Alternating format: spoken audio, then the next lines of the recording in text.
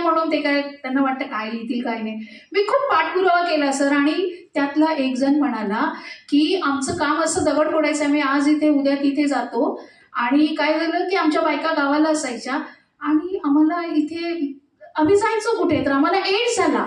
AIDS झाल्यानंतर काय झालं, आमच्या बायकांना पण एड्स झाला. मग बायकांना पण एड्स झाला, आम्हाला पण एड्स झाला, मुलं झालेली. मग बायकांना वाचवायचं, बायकांवर विलास करायचा की आमच्यावर करायचा. मग आम्ही आमच्यावरच इलाज केला.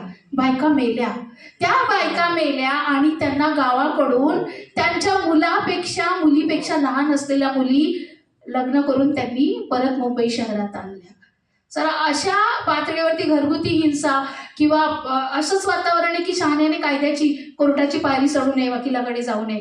त्या पार्श्वभूमीवर हे सगळं एक सामाजिक कार्यकर्ता म्हणून मला खूप आशेची गोष्ट आहे की आपल्यातर्फे इतकं सगळं मोठं होणार, आणि ही जी युथ